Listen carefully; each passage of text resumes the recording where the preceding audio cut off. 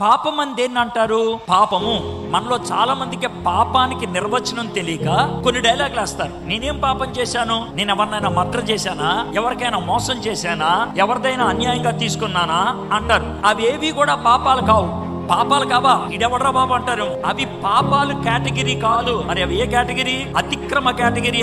అది రెండో స్థాయి. పాపం మొదటి స్థాయి. నువ్వు రెండో స్థాయిలోకి వెళ్ళి మొదటి స్థాయి విషయాల గురించి మాట్లాడతావే. పాపం అంటే ఏంటో మీకు చెప్తా. పాపం అంటే ఏది చెయ్యాలని నీకు తెలుసో అది చెయ్యకపోతే పాపం. మీకు స్కూల్ భాషలో చెప్తా. హోంవర్క్ చేయమన్నారు, చెయ్యకపోతే పాపం. పరీక్షల్లో కాపీ కొట్టద్దన్నారు, కొడితే అతిక్రమం. అర్థమైంది కదండి? ఇది చెయ్యమన్నది చేయటం, అది చెయ్యొద్దన్నదని చేయటం. నీకు అర్థమైంది కదా? చెయ్యమన్నది బైబిల్ చదవమన్నాడు దేవుడు, చదువుతున్నారా? ప్రార్థన చేయమన్నాడు దేవుడు, చేస్తున్నారా? ఆయనతో సహవాసం కలిగి ఉండమన్నారు, ఉంటున్నావా? ఇవి మనకు తెలీదా? తెలిసిన వాటి గురించే మాట్లాడుతున్నాను.